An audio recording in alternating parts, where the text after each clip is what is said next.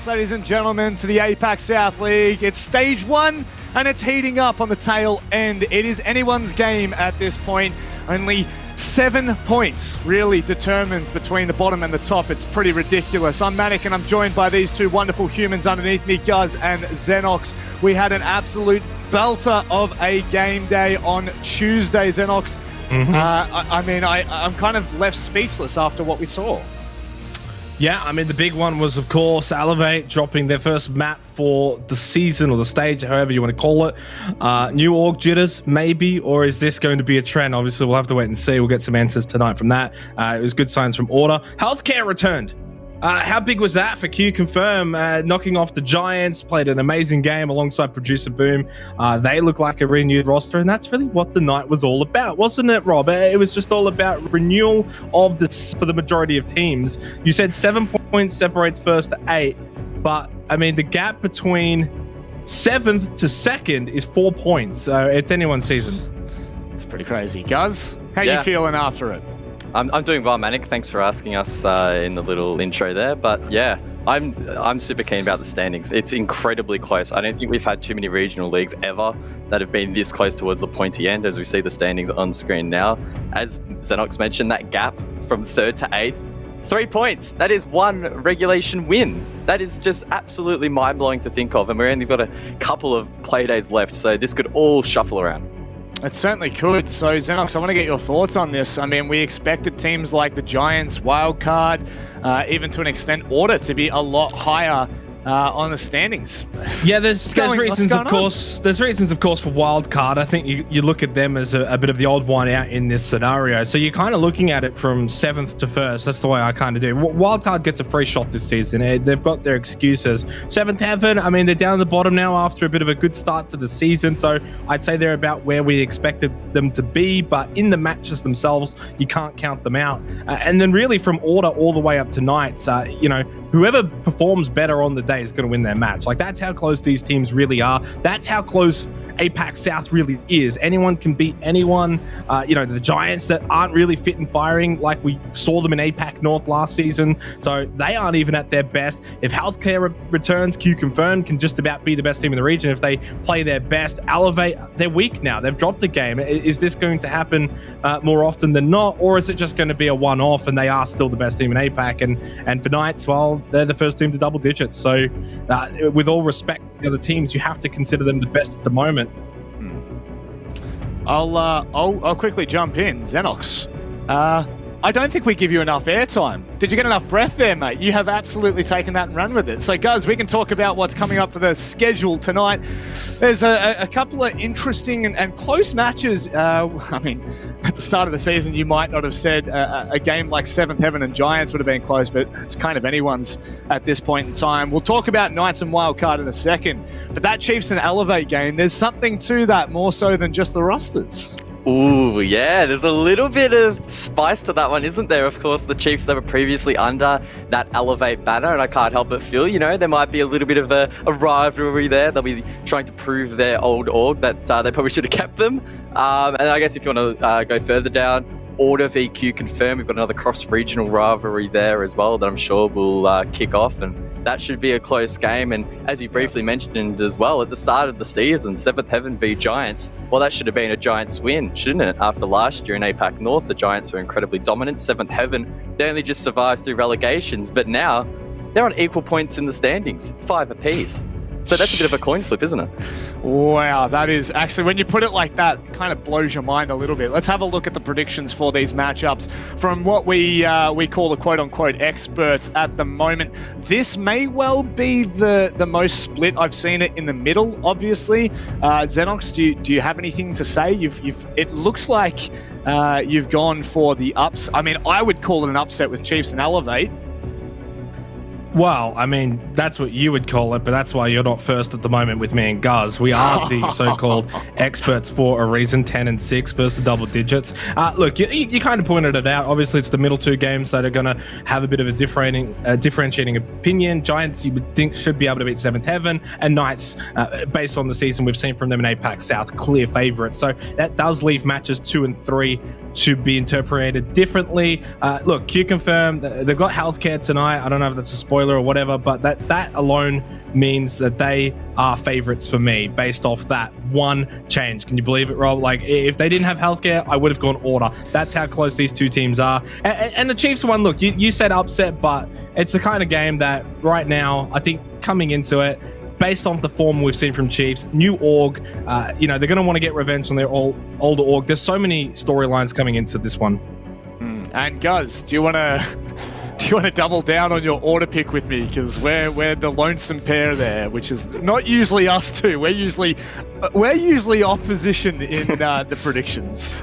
All I'm going to say is that Xenox and I will not be equal first at the end of the night. I will be sole first. I'm the best predictor in the region. I have been, was last year, will be this year, 100%, lock it in. I don't understand why the experts have picked it that way and gone for the underdog in the majority. So that's a little bit strange to me. Elevate are clearly a superior team. Last Playday was just, a bit of a one-off. We caught them sleeping, did we? We caught the mountain people sleeping. We can move away from the mountain people having a snooze up on the tippity top of their little mountain themselves. And we'll move into Wildcard and Knights because, of course, that is the main first matchup that we have coming up on our hands. And this is an OS rivalry that runs quite deep, Xenox. Yeah, obviously, last year, Wildcard were quite a different look compared to what we're seeing from 2021's iteration.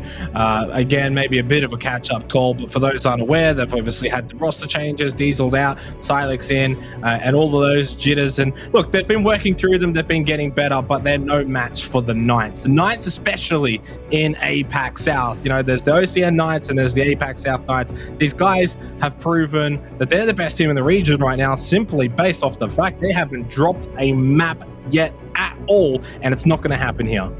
No, that's the big point, isn't it, guys? Coming into this one, there's been a close match here or there, but relatively they've come through on top. And I mean, a player like Dino has actually been performing well above the standards of what we've seen in the likes of OCN.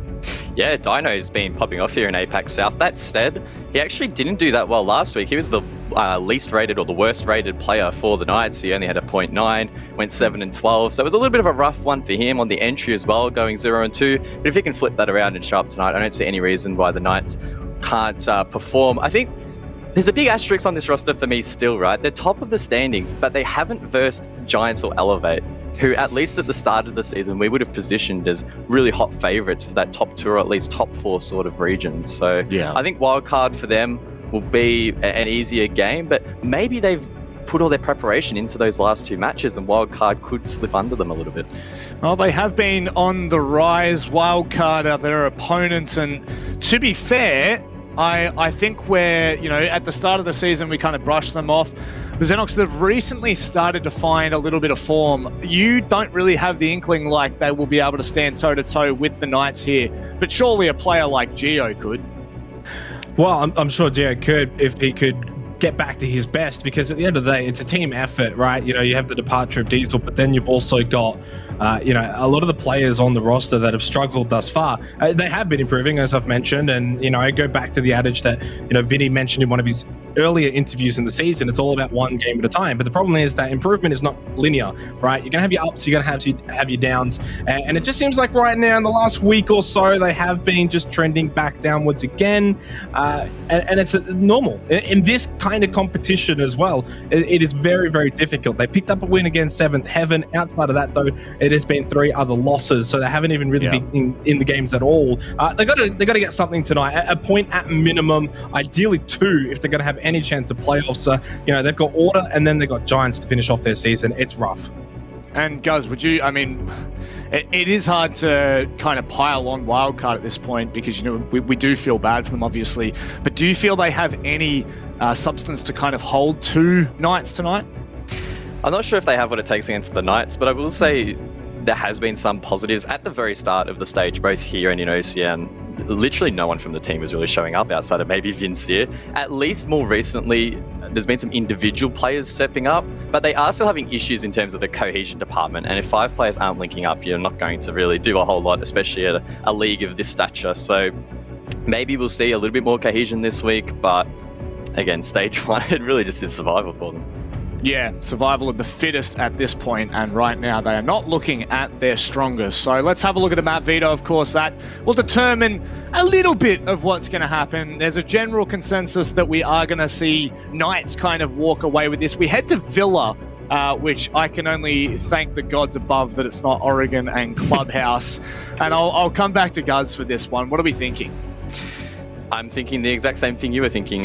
No Oregon and no Clubhouse, which is awesome to see. Villa, again, it's just so hard to predict these matches, let alone not even looking at the map, because we don't have a whole lot of history to go off, and we haven't seen this map very much at all in APAC South. If my memory serves me correctly, maybe once or twice at most. Just once. So we don't have once. So we really don't have much to go off, and it wasn't even these teams that were playing. So it's Knights played it. Oh, against Order. Yeah. My apologies. Dive in, mate. Look, I was just going to say the fact that Knights have played Villa, so unfortunately for Cars, I'm about to counteract exactly what he just said, but the fact that Knights have played Villa and Wildcard haven't, we haven't really seen much Villa, obviously only once so far in APAC South, maybe once or twice in OCN as well, but for the most part, I think this definitely favours Knights, unless Wildcard have got some secret strat that they've been cooking up on Villa, considering that they're going to be going into this at a relative disadvantage just based on form coming into the matchup. They're going to have to really surprise Knights with something crazy if they're going to take this away from them, because Knights are, they've been looking unstoppable so far in APAC South. Yeah, and okay, so we're definitely leaning to Knights here. Wildcard, we're kind of, I don't want to say we're brushing them aside. They're still a very good team, and on any given day, we saw this on Tuesday night, they have a good opportunity to. Guz, what is the win condition here for Wildcard? Ooh, is there a win condition? I think that's probably even the better question, right? Is there actually an inkling of hope here for Wildcard? I guess one thing that we could pick apart is the fact that actually the last time these two played on Villa, it was a Wildcard win, but that was yonks ago, right? That was back in January, and Diesel was still on the team, so we don't want to harp on that too much. I think the main win condition that I listed in during my prep was for Wildcard to win this, they need to disrupt Knights' playstyle, and that is they have 5 members alive in the last 30 seconds of every single round, and on almost every occasion they will convert that, whether it be on attack or defense. So I'm hoping that Wildcard will play a little bit more aggressive than they probably typically would, try and find an opening pick or two and dislodge that playstyle, and then maybe they can try and sneak rounds from that. All right, well, that is... Oh, no, Xenox, I heard a breath. No. Look, I just echoed Guz. I think he's exactly spot on, 100%. Yeah. I back him in. You back him in, you back your co-caster, and that's Always. a bit of a difference other than throwing someone under a bus. It's nice to see your characters change, Xenox, but we're also going to change. There's a change of the guard. We're going to throw it over, of course, to Raven and Dev. Thank you, Manic. He's remembered my name for once. And also for once, I'm finally casting with you again, Raven. It feels like it has been so long. I'm so excited. Yeah, look, we had one Playday earlier this stage together, but outside of that, it had been a long 18-month break, so it's good to get some consistency. And I'm actually really excited for this match because Wildcard have just seemed to progressively get closer and closer to some resemblance of form. And you just never know. It feels like there's going to be some stage they just break through. Wildcard might be improving and getting over that bump in the road, but is it going to be enough against the #1 team in the region right now, the Knights, who have looked so dominant throughout APAC South? We are going to Villa, which, funnily enough, we have, as the analyst said, seen Knights play, but not Wildcard, not for quite some time. The last time Wildcard played this map, it was actually against the Knights back in the OS finals for 2020. And Wildcard won 7-4. But that was a different Wildcard and a different time. Yeah, very different. So it's going to be interesting to see how this progresses. I mean, the Knights weren't that convincing on it against Order in that APAC South match, because that was an 8-7 overtime victory for them. So there are definitely kinks in the armor. And with that, Wildcard have, of course, probably prepped for it as well. They are generally known as a good prep team. So you never know how that might eventuate for them.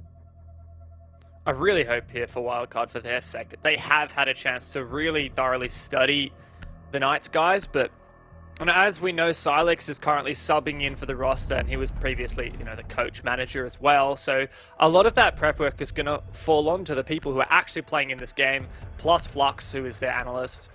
slash extra assistant coach thing. So it's going to be really challenging, I think, for Wildcard to even have enough resources out of the game to make sure that they are adequately prepared. I think it's a pretty fair statement there, Dev. Now, I'm just having a look at these bands for the first time, and Monty is a pretty interesting band. I don't think either of these teams really play a massive amount of Monty. I have definitely seen both teams play it on occasions, but really more of a pocket pick. So that one baffles me. The rest are totally understandable, though. Mira and Thatcher are pretty common comfort bands, and the Valkyrie these days seems to be the other emerging comfort band, right? Just getting rid of that extra intel. Also, so you don't have to rely on taking an IQ. It does free up a bit of flexibility in that attack lineup. Yeah, the Monty is the big question mark for me. With the Valk, that's a really common ban for Wildcard. It's been their top ban across the last 9 months or so.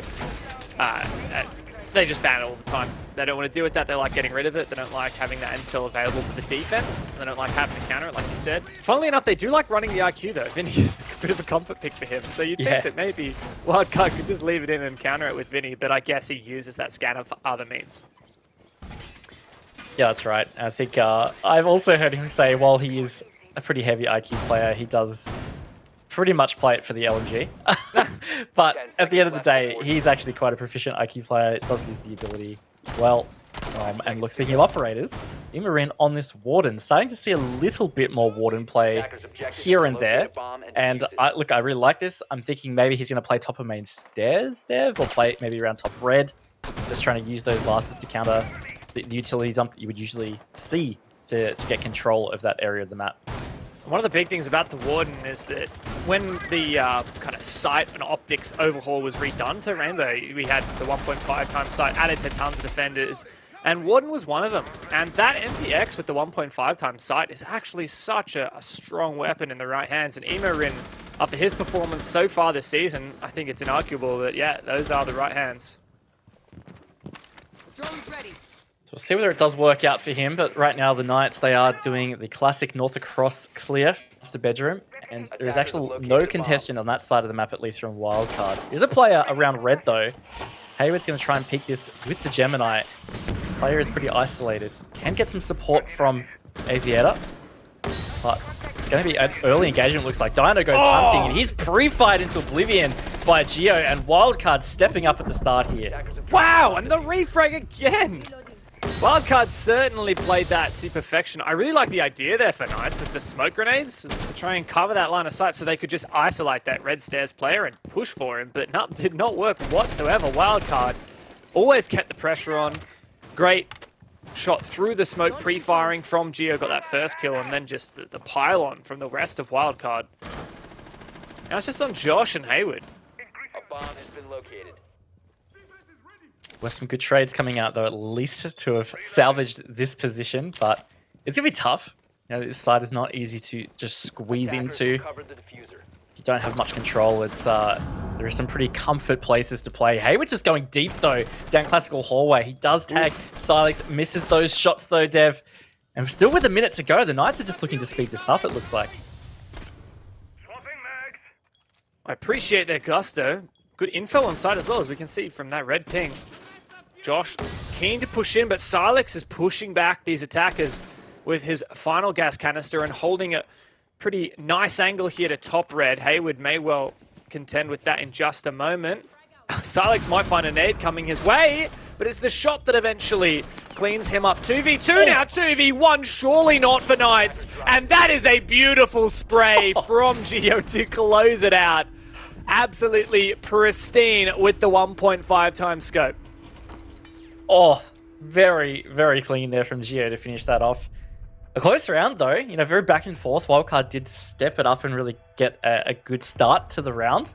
But the Knights did a great job trading. And then I honestly felt like after that double kill from Josh that in that 2v1 position, they were ready. They still had time as well. They could have repositioned, maybe pinched on that vault position. But not to be. Wildcard secured their first round. And that's going to help a lot, you know, with their confidence on the right foot.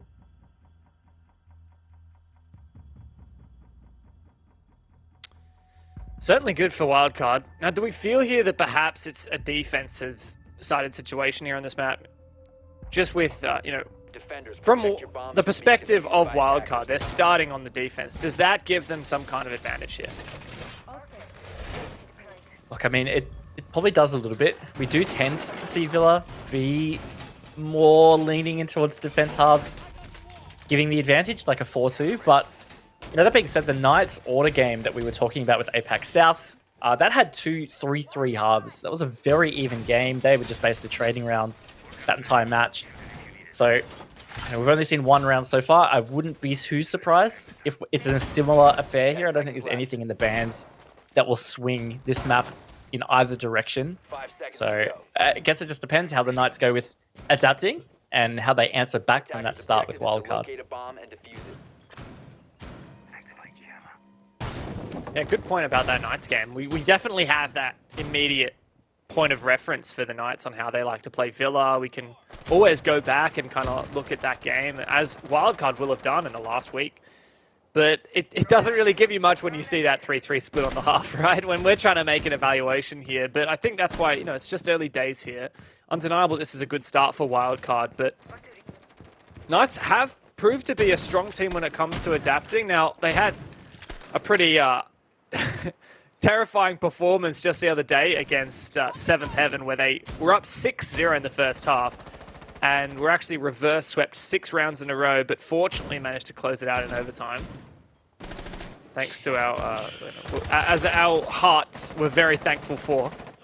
Oh, yeah, look, that match was very scary. And it just felt like every round that they were dropping in that second half, it was, I don't know, in a way it was funny, but I'm sure it wasn't funny for the Knights. It definitely looked like in the interview, Dino had been pulling his hair from the stress of that match, but yeah, hopefully they don't get a repeat of that one. Dino looking to get aggressive on these vertical positions. Plus Wildcard wanting to maintain that map control, given that it is kitchen dining.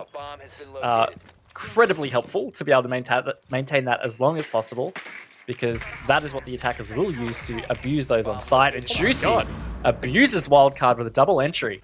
Jeez, Juicy has certainly made himself known this season. On form.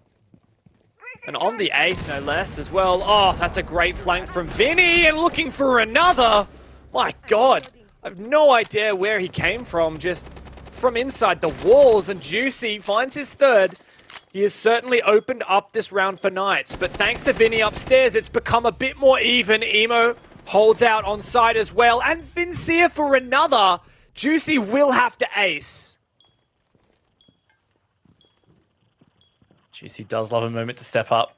He's just going to take his time, but it looks like both players have actually regrouped onto that top floor. So Diffuser is going to be potentially gatherable here by Juicy, but maybe vertical position held or potentially a trap in the way here. 30 seconds. Juicy has quite a bit of time to decide what he's going to do on site. Ooh, what a place to plant. Right in the doorway. Wildcard, are you going to let him do this? Do they think that they have info, but they don't? And suddenly Wildcard spring into action. And suddenly, this is really possible here, Raven. The ace could be on the cards for Juicy. Emo and Vincia to retake. Now Juicy knows where he's planted. And he's playing off-site as Emo and Vinny have to retake every position. They don't have information. And the AK-12 is just such a weapon for Juicy to find in his hands. He hears the diffuser, starts to come through, peeking the corner. He has to spray through the wall. He doesn't spray the right way, and Wildcard, one for the retake, deny the ace and take their second round. Oh, poor Juicy. He's really botched that one a little bit. I thought he was absolutely set. And when he started hearing gunshots on site, I was like, oh, he's sitting on red stairs. Surely he retakes vertical. There were holes already made in that spot. He could have covered from above, pretty safe, but not to be.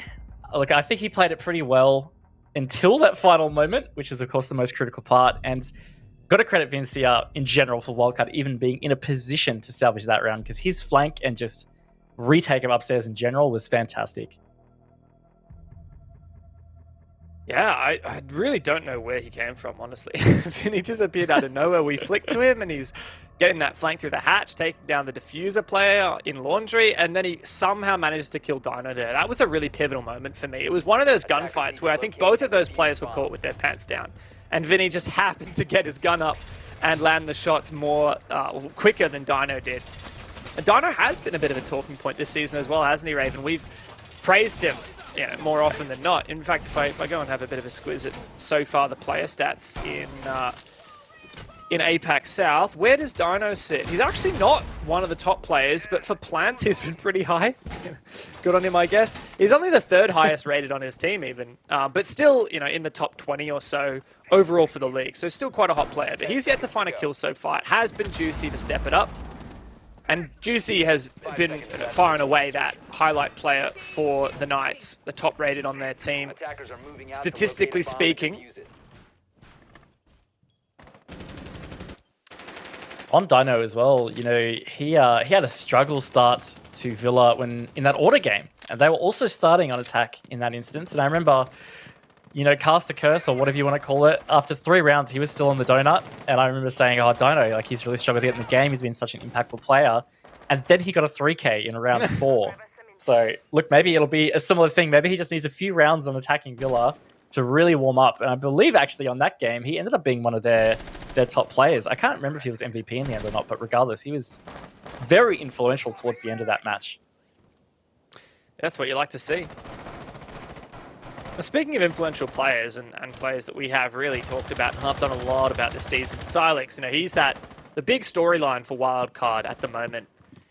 The current phase of their journey through Rainbow Six, they hit that bump with Diesel saying goodbye, and Silex came in from the coaching position, and he's on the Clash this round. And while, you know, we have seen Silex come into his own, he's still hasn't necessarily been a highlight player for Wildcard, as we wouldn't expect, but on this Clash, I feel like it does play into his strengths as an individual.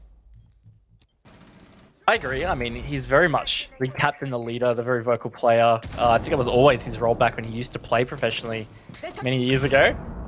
So I think it's definitely a level of comfort there. Oh my gosh, okay, a couple of quick entries coming out, and first 90 seconds of some of these rounds have been chaotic, and Emarin just tries to ride that. My God. Doesn't really work out though. And Juicy, once again, storming away with this. Now Vinny has to try to retake. Doesn't have the info, sees Juicy's gun, but can't land enough shots, and Dino on the long angle finishes that last kill. Knights just stormed straight on in there and took everything, ripped the rug from under Wildcard's feet. They did. Wildcard maybe caught a little bit sleeping, but I like that from Knights just stepping it up, you know, putting the foot on the accelerator a little bit. Maybe again, just a bit of a hard start from them. It was a close round 1. I mean, round 2 ended up being a bit close, but sloppy, right? They got that Vincia flank that happened against them. So I think if they can just stay in touch with this first half, and if they do manage to produce a 3-3, they should be happy with that. And then going into defense, it's winnable for them. But in the camp of Wildcard, I feel like this is a good start for them because they have really struggled in some of these matches. You know, earlier on Tuesday, they had a pretty rough one against Chiefs. So to be going this well at the start of this Knights game, I think is a good sign, and it will be giving them some confidence. There was a game just the other day where we saw Wildcard start really strong, and then they just began to slip away. In fact, I think it was the Knights game on Cafe in OCN that we saw these guys play against each other. Wildcard were up, I think it was like 4-4, 4-3, something like that. I was feeling really good for Wildcard, especially considering Knights haven't been the greatest performers within OCN itself. And I thought that they could take it, and then I was just continually depressed and disappointed from that point forward because it just fell apart and Knights stormed the rest. Nothing against the Knights, but it's always nice when you see a team that's been out of form like Wildcard, especially knowing the talent that you have on these players and the heights which they have reached in the past. As soon as you see that to start falling, it's quite sad. It is. It really is. So I think if they manage to produce a win in this match tonight, it would be fantastic for them for obvious reasons that they get points. But you know, the Knights are officially undefeated in APAC South, so to be the ones to deliver that, I think would be a very big milestone. They've got a lot ahead of them. At the moment they're leading, still many more rounds of Siege to play, and Aviator Games last time did go on the hands of Wildcard.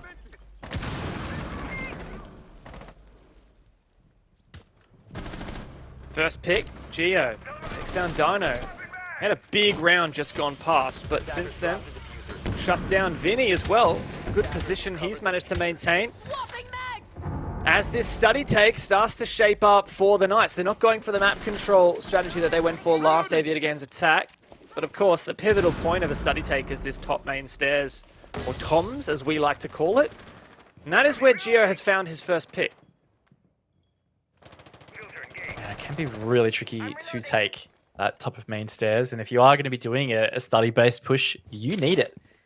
Looks like the Knights are going to have to split up a little bit here. Josh has actually gone all the way to the other side of the map to start to take across. Hayward is over this side as well.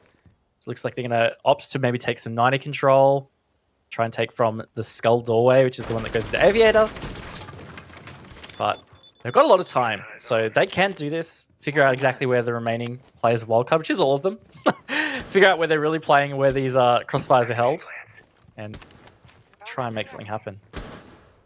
I love this position from Vinny on the red stairs. 3 ADSs to protect him. A position we've seen played by many others in the past, notably Shaco from EU, and Vinny does land the shots.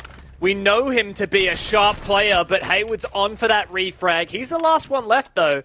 And, well, Raven, it's going to have to be an ace from him. I don't think that's happening. Maybe the juicy one was possible, but I don't think so here. Hayward on the Yana. With the Knight skin, I don't think that's going to save him. Doesn't feel like it. It's going to be a tough task. You know, there are a lot of crossfires. That smoke babe lands right at his feet. No. That's going to take off half his HP. So he is really a sitting duck right now. There's another perfectly placed smoke babe. Totally should have been credited to Silex, but Imarin is the one that finishes it. And Wildcard storm out to a 2-round lead. Quite a dominant lead as well. It's certainly lengthening since the start. And yeah, I'm a bit sad that Silex didn't cop the kill there. I think he might still be on the donut. So I'm a bit disappointing there. Always like to see everyone contributing on the scoreboard. And as you said, you know, that kill really could have been credited to him. Oh, well. Kitchen Dining once again. Now, this is an interesting side to me, Raven, because this is where Knights had that incredible round where Juicy found that 3K, got onto site, and then it just came down to that really strong performance upstairs from Vinny, holding down the vertical, and also Emo on site and able to get one kill and back away. Then they managed to get that retake against Juicy.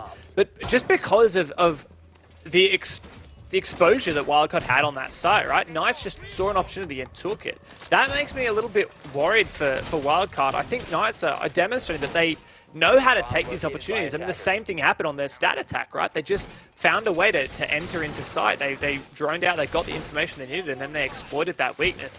And that does get me a little bit concerned for WC. Yeah, Knight's definitely a good team at capitalizing on those opportunities and identifying them, as you were saying. And it did work really well for them in that stat trophy attack in round 3, but you know, it can be a bit trickier with Kitchen Dining because it's one thing to get the vertical control, but it's never really that safe. And also being Villa, there's so many ways to be able to flank that top 4 position. So one thing I'm a little surprised is maybe that Nomad wasn't used as an adaptation here, just for some assistance with flank watch, sound cues, just something to cover it a little bit better. I mean, it can be a bit hit and miss sometimes, but I just feel like some assistance there might have been a little more helpful, just some peace of mind for them when they're getting vertical control, or once they've got vertical control, that a similar situation to round 2 doesn't happen again. Look at this aggression though from Vinny. He stepped up so far, had some big rounds. Oh, hello! Josh is in very early and cuts off Vinny's retreat. Shuts him down straight out of the gate. That's a big pick there for Josh. Big pick, because came early, and it's Vinny, who's been one of the informed players so far in this match for Wildcard.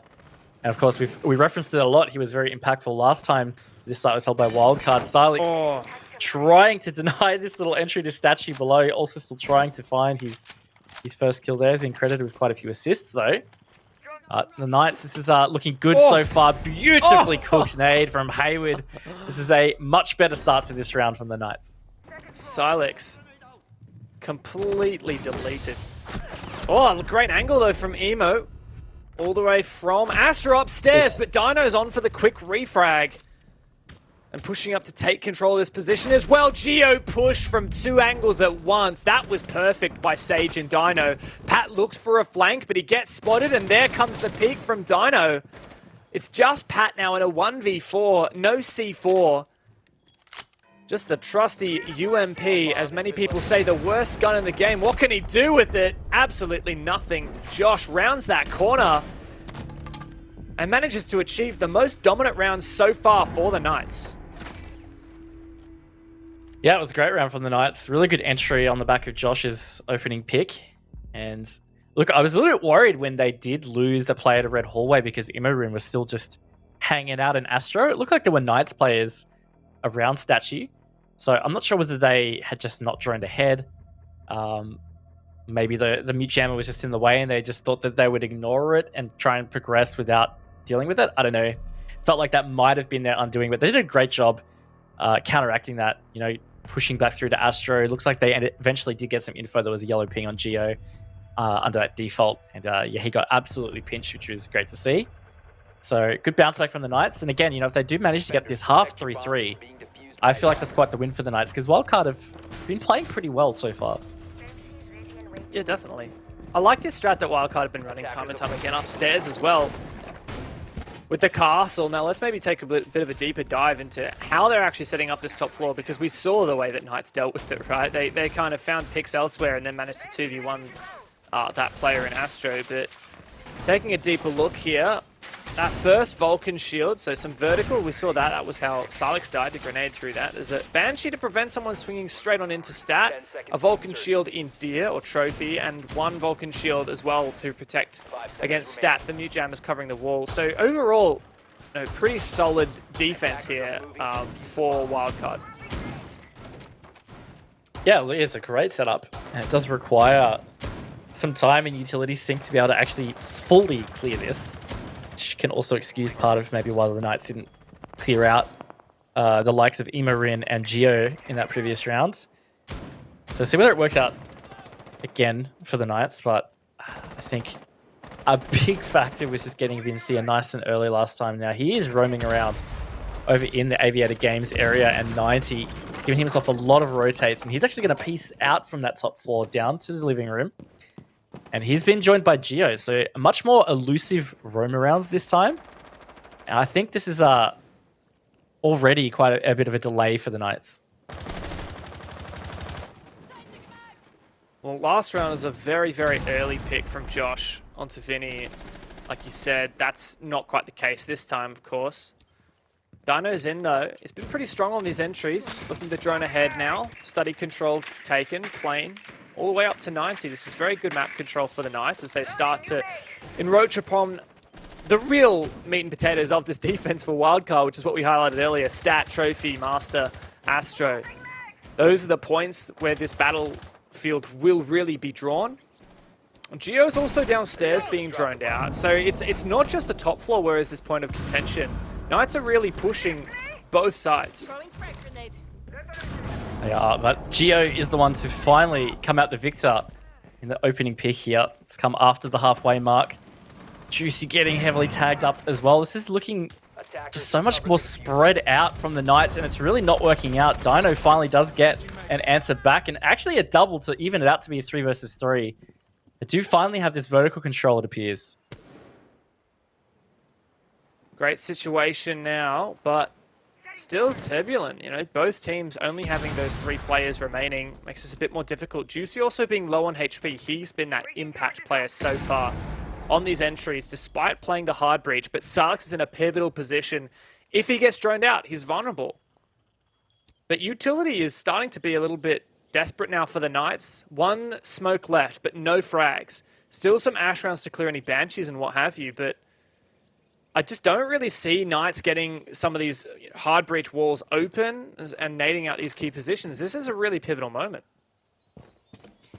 Yeah, it is. They just don't really have good control, and they're just going to funnel through the Memorial Door here, Dev. I think this could really work against them. Geo gets Dino. That's going to make it even harder, and on they go. 10 seconds.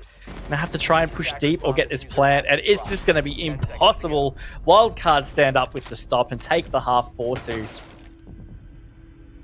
Excellent way to end the half for Wildcard. It started strong and they managed to retain their composure. Lovely shot at the end there from Gio as well. That was quite a flick. I really like the way they played that 3 versus 3 as well. Ended up in a 3v0. Wildcard didn't drop a single player. They just held safe and strong positions. That single bulletproof camera that we saw in dining around the area, I like to call Tetris because it's a little bit of a Tetris of, and a lot of people call it Tetris. It's a little set of upturned tables and stuff. Looks like something out of Tetris. That info gathered by that camera was quite good, and Knights didn't have any nades left. They had the Ash charges, but I think it was just too little too late for them. And also, the great thing about that bulletproof is it made Juicy hesitant about throwing his smoke. You know, he was going to force down that smoke to enable the plant, but there's no point putting a smoke grenade down when there's a bulletproof camera on the defense side, because the bulletproof can see through it and you can't. So you're just giving an advantage of information to the defenders. Yeah, absolutely. Look, I think overall, we talked about it a little bit at the start of the round. Wildcard's strategy for that was very tight. You know, a lot of utility required to clear up above, a lot of time commitment required. It worked really well for the Knights in round 5 because they did get a very quick opening pick onto Vincia, which meant that they could easily cut half the map. And they were able to ride that momentum. But without that, they struggled. They ended up getting very split up. They weren't able to get any really meaningful map control. They got picked to pieces by Wildcard. So yeah, we just saw that collapse that was never really going to work out. So great stuff from Wildcard on defense. But now here's the real test, I'd say, for Wildcard is their attack. Because if there's anything that's going to expose any ounce of lack of synergy in a team, it's going to be your attacks. And Wildcard have been very, very slow so far in both APAC South and OCN.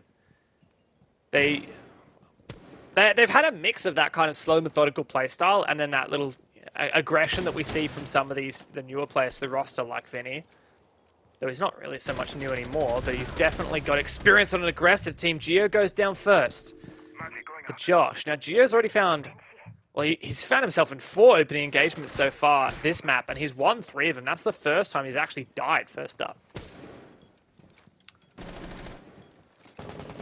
Yeah, pretty important pick. Also, the buck, the vertical play for this site, pretty important, being able to flush out some really key positions. So that's going to be missed for sure by Wildcard. It's probably going to stall them out as well because probably rely on that buck clearing up things like the classical hallway in the corner or 90 or even the gun vault. And without that, you just have to think about different solutions. So see how they adapt to the loss. Juicy just picked up his deployable shield from the top of main stairs, reinforced over the rotate hole, and he's going to rotate his deployable shield into the A bomb site instead. I really love that. Yeah, spicy little mid-round adaptation. He's going to give Wildcard top of main stairs for free though, but Dino hit a beautiful tight shot. Didn't quite see the angle, but that did absolutely delete Vinny on that entry. It was from the study door as well. My word. So 3v5 for Wildcard, and while they do have top main stairs control, another tight angle for Dino. The pivotal thing here is Knights have pulled back and fortified their positions in sight, though finally the first pick of the round for Wildcard as Emo starts to bite back. Looks like they are very keen to continue this push down classical hallway. Juicy just going to try and slow that down for as long as possible. He hasn't popped that smoke, babe. Silex is going to smoke off 90 to try and gain some entry. 30 seconds, though. Wildcard are going to have to make something happen, and that's Silex going down to Juicy. Big pick. No more hard breach. Josh hears the rappel and just goes for the pre-fire. Emo manages to get the refrag, but Juicy plays off of his teammate to close the round for Knights, and they start their half strong here, Raven, converting that opening advantage. That was a great round from them. Honestly, that opening pick from Josh, pretty pivotal. I think taking the buck out was a significant dent into the strategy that Wildcard wanted to be able to do for that attack. So their adaptation to push classical just never really went anywhere. So this is a good start to the half for the Knights.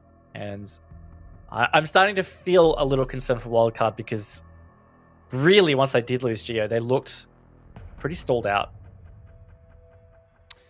Yeah, I definitely think that the opening picks going the way of Knights definitely had an impact. You know, being in a 3v5 position, we kind of talked about a Wildcard might have had top main stairs control, but it's so hard to crack that site when there's 4 or 5 players taking their time just waiting on the bomb site with strong positions behind deployable shields. Juicy with the smokes. We also had that control, I believe it was Josh, around 90, always ever present, making sure that the swing in from the rappel was not possible. And I just think that Wildcard trying to 3v5 that, it's just so much more difficult when Knights are just waiting patiently. And they're so together, they're not spread out. They make sure that even if Wildcard can find a pick, Knights will bite right back. 5 seconds to insertion. In the grand scheme of things, of course, the Knights are going to be wanting to secure this in regulation to get all 3 points. I mean, both teams are going to be wanting to do that, but Knights in particular, this is their chance to really jump out in a solid lead in first place in APAC South. So if they do manage to get 3 points tonight, they will be sitting pretty. I mean, their closest opponent, I think, will still be Elevate, and it depends on how that matchup goes after this one. But I would think it would be very close to securing the Knights first place. Maybe not secure, but very close. And, you know, the Knights did fumble a little bit on Tuesday. They only got 2 points against 7th Heaven. As you were referencing earlier, Dev, they lost a 6-0 lead to only end up winning in overtime. And this season, that's significant. That's only 2 points instead of 3. It does all add up. Yeah, at this point in the season, the maximum total points that any team could have gotten after playing 3 matches, or 4 matches rather, is 12 points. And Knights are on 10, and that's the highest of anyone. Like, they haven't lost a game. They've just had 2 of those overtime wins, like you said, one against Elevate, one against Order. Oh, great opening pick there from Wildcard. But what that means for Knights is that they're almost at the perfect record, right? They've only dropped 2 points out of 12 possible points all season. And I think that they'll accept nothing less than going perfect from here on out, especially against a team like Wildcard, which they would consider themselves significantly above. Wildcard currently sitting at the bottom of the standings with only 3 points from their singular victory.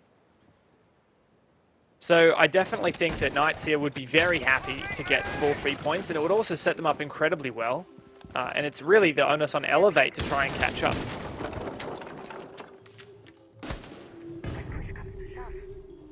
So great use of verticals here from Geo, though, to progress this round. It has been almost 2 minutes that has started to erode away. And they're only just getting this vertical control now. Can start to open the bedroom wall, which is going to push back these statue players to either in the corners or play completely out of that site. So Wildcard setting themselves up for this execute. They still have a bit of time. Of course, they do have that man advantage because Hayward was that opening death there. So sitting in a great position, but this is where it gets tricky, is what do you start to do with Astro and Trophy? Yeah, it's really going to come down to the execute here. 34 seconds left and ticking away for Wildcard. So Nade destroys the Banshee and allows Wildcard another way in. Great shots there from Gio. I could barely see Juicy inside, but that's all the gas canisters gone down. Josh manages to find that refrag eventually, and he's just dancing with death around this position. He could find another. Goes for the spray, but pushed from all sides. Finally, Vinny finishes it off, but Sage is here as well. Silex finds his first. And it is all on Sajon against 2 players. Emo in to cover Silex, and he does so perfectly as Wildcard find their first attack round win. It was a great execute at the end, really. Just that storm in through Astro, and that they were able to trade out those picks. And again, we highlight that man advantage that they got early, taking out Hayward. It allowed them to ride that out and to be able to have that 2v1 situation at the end. Beautifully covered from Emo in.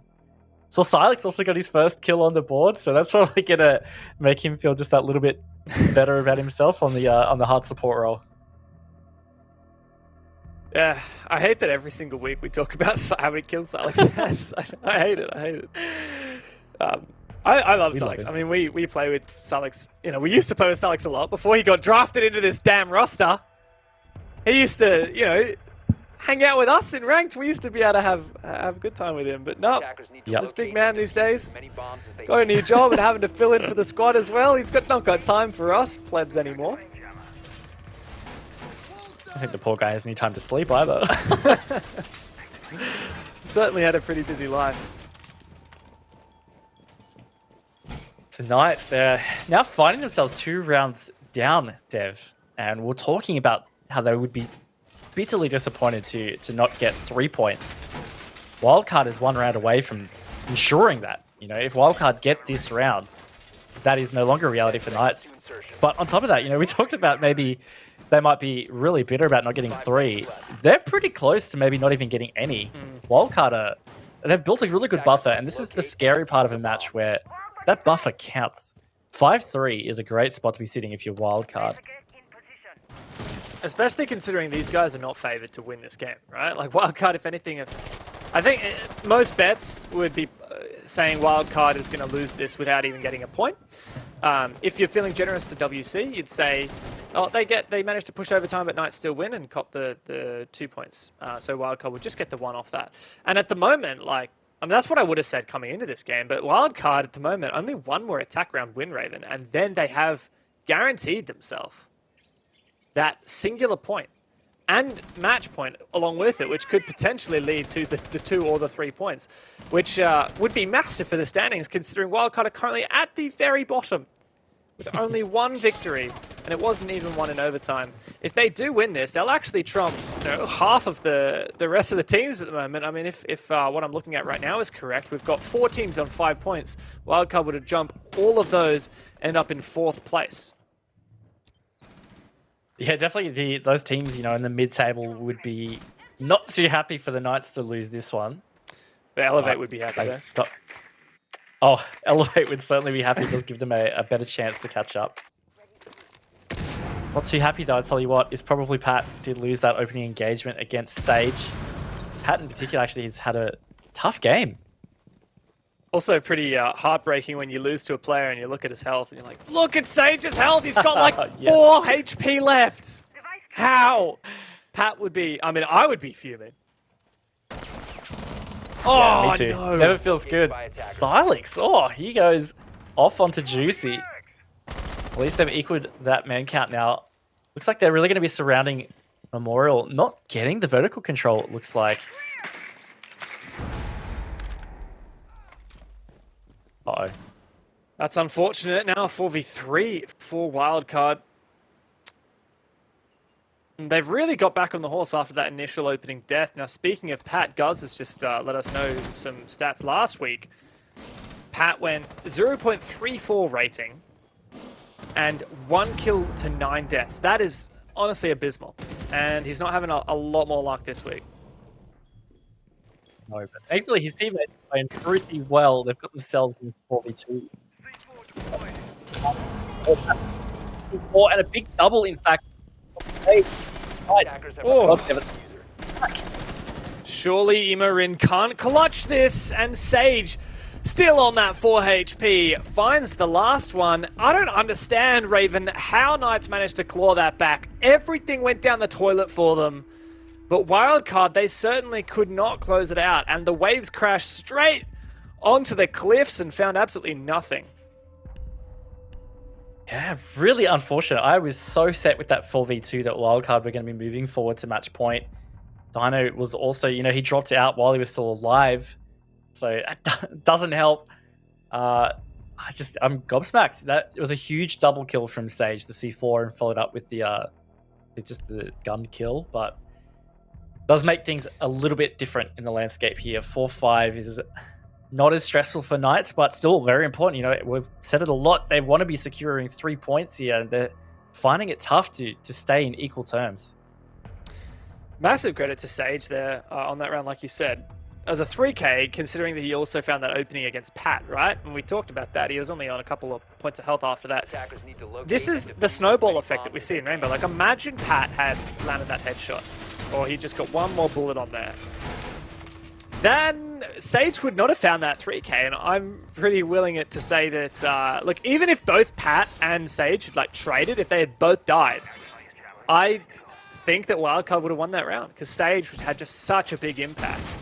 And so Pat's going to be kicking himself.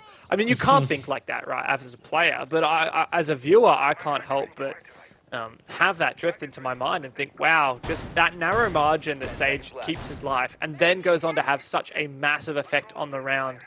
5 seconds to insertion. That's pretty shocking, pretty devastating. Yeah, look, definitely while you're still playing, you don't think about that as a player, but that is the kind of stuff that when you lay it in bed later, you will start to think about. You know, you start to think, oh, if I'd just pre-fired just a little bit earlier, or if I peaked it a different way, you start to think about all the different things that you could have done to save a match. And as you're saying, you know, that this could have put Wildcard to match point. It's hard to say how the round would have progressed after that if that had happened, but yeah, definitely that stuff does start to factor into your mindset.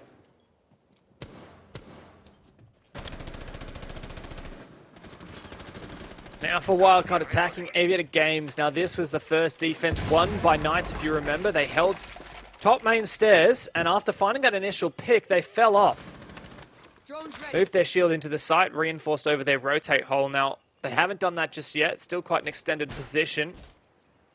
It looks like Juicy is still at the top of main stairs. His goal to waste as much time as possible with his gas.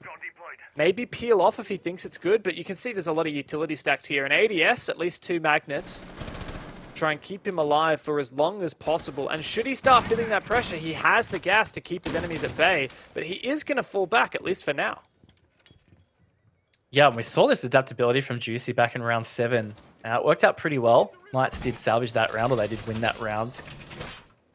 So, here we go. He's done a similar thing, Dev. He's pulled back, fully reinforced now. He didn't take the shield with him this time, though. Oh, true, yeah. He's still sitting there. It's now been droned out, so they know that it's clear. Vincere just takes no time going to study, and he gets the opening pick onto Dino. Beautiful shot there. That is a good start for Wildcard. Such a big pick as well. In every round but one so far this game, the opening pick has been converted to a round win. Now that is a pretty exciting stat if you're a Wildcard fan right now. Gio holding this long line. He has come back to life in this game compared to his performance in weeks past, as Wildcard don't have full 90 control. And what was that impact trick? What kind of a breach do we end up with on that wall? I wonder. Bomb located by This is a attackers. pretty decent time as well. Oh, okay, I'm not sure whether that's a vaultable hole. I think it's just a line of sight. Can't quite tell Yeah. from the feed. But that, you know, that goes both ways, honestly. And look at these aggressive smokes from Juicy to try and keep Wildcard at bay. Yeah, he's trying his best, and time is starting to really run down here with only 20 seconds. Wildcard really need to try and get some picks and get into sight here. That Selma is not going to go off. It's muted. And here we go. They're going to have to funnel through. Big pick. Silex with some great shots. Oh my lord, Wildcard. They're in. They're going to have to try and get this plant down, but Josh on the boost. It's all up to him, Dev. He's got to ace it as well. He's found the first 2. Pat holds down, redeems himself for last round. And on the back of that execute, Wildcard take match point. Great attack in the end from Wildcard. Just, look, I remembered back to that first Aviator Games round for this half, and it was the early pick on Geo that we felt like had a pretty big impact. And this time around, Geo was alive, and he was getting some great verticals from below. He was really pressuring those players in the deep positions, such as Vault. I think that really was the difference. They could not focus on the entry from Wildcard. Silex in particular with a great little explosion into the bar. Just absolutely beautiful from them, and it's forced a Knights tack timeout right now. They need to salvage this. They certainly do. I mean, this would be such a significant loss for the Knights, right? You look at the context of their whole season, they haven't dropped a game in the APAC South League. The only points that they have not gotten, that they could have gotten, were against 7th Heaven just last week with that reverse sweep where they still edged out the win but forfeited the 1 point thanks to going to overtime. And a similar story against Order the week before. If anything, Knights have been on a bit of a downhill trajectory since that opening day of APAC South. They beat Chiefs 7-4. The following week, they beat Q Confirmed 7-2. That was a massive game for them and a huge statement saying, we are here to be number 1. And then since then, they haven't looked quite as good. Wildcard, now they have been slow and steady on the up, but I certainly was not expecting them to take this game. And in fact, you looked at our talent predictions, no one picked Wildcard. No, none of us did. And it's always, I think we said it right as we started the cast, Dennis, and it always is a bit of a, you never know what's happening with Wildcard. It just feels like there's going to be one day that they just kind of break through that glass ceiling in terms of what has been holding them back. I feel like they've been playing really well in this match, but at the same time, look, I really feel like the Knights have been playing a bit sloppy. I just don't think this is the tightness that we've seen from the Knights earlier in the stage, at least. So, as you were saying, it does feel like the wheels on the cart are starting to really wobble around. It's certainly worrying. Knights were looking like Oceania's best hope to take the APAC South Championship, #1 spot. Even contest Cloud9 in APAC North, because of course, coming off of the APAC South League, we will have the playoffs and the matches to determine who is the best in APAC. I don't know if I would rate Knights against Cloud9 at this stage, but Cloud9 is certainly the team to beat in APAC North. But it might be that with Wildcard showing Knights that they are mortal, it might give Elevate then a chance to get Thailand into that #1 spot in that game against C9. Juicy. He's just toying with these wildcard players. Bottom of main stairs, but it's Geo is the one that steps up, and he's got that opening pick, that all-valuable opening pick. So what can the Knights salvage from this? They are in a man disadvantage so early in the round at that. And they need to be perfect for these next two just to save this game. Just like we saw last round as well. That opening pick has been so impactful. I'm going to say it again. Every single round but one. The team who found the opening pick has won the round in this game.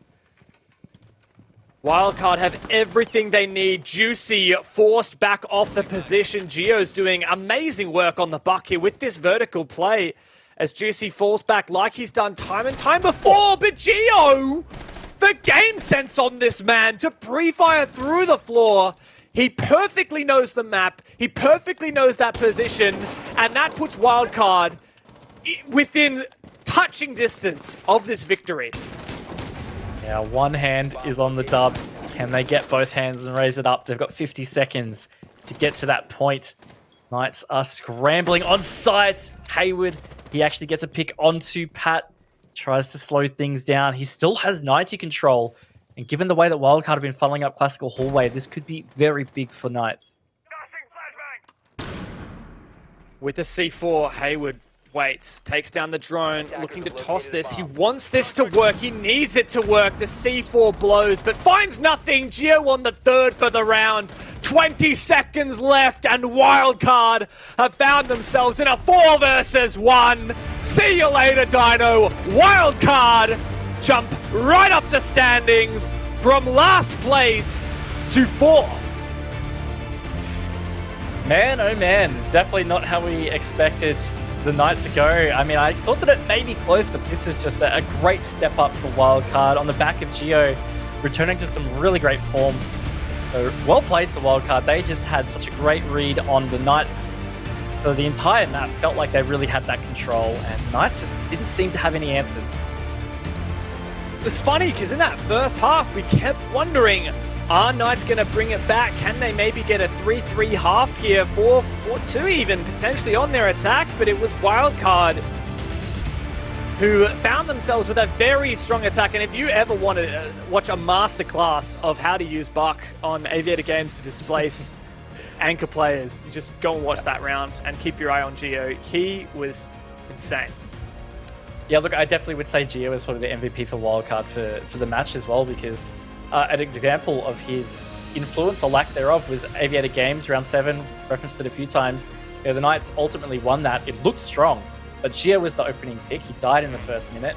He had no vertical presence, and Wildcard just failed to do anything outside of that. So with him up, those last 2 rounds, Aviator Games, absolutely dominant. Certainly a return to form for Geo himself, but also the King. They're back. Wildcard have just taken down the next top contender in Oceania and rocketed up the APAC South standings.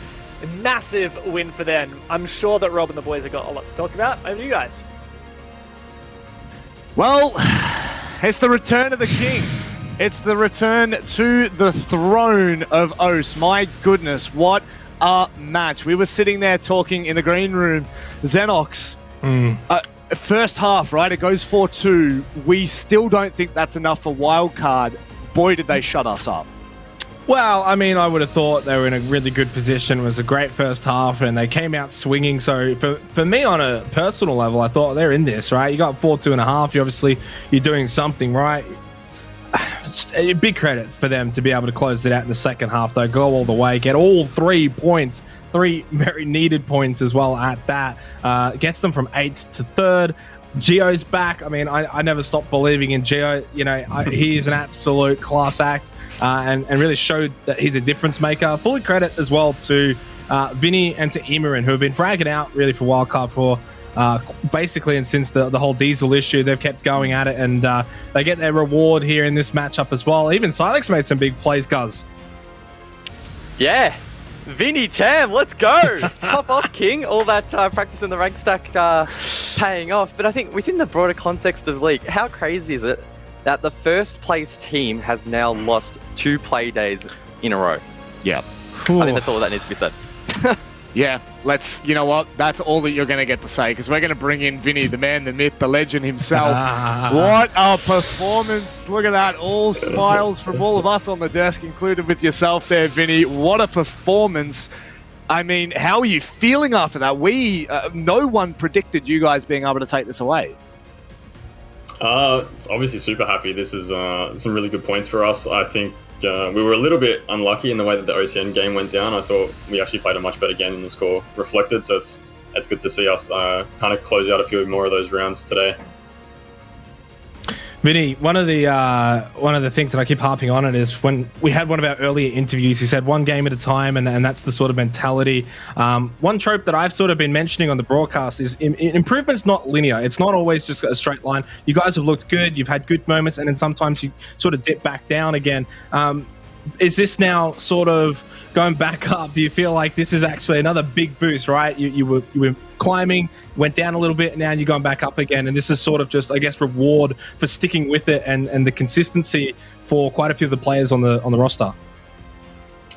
Yeah, I mean, these like multiple play days in weeks has actually meant that we're practicing more, which is awesome, because this is kind of like our practice since we haven't been scrimming as much.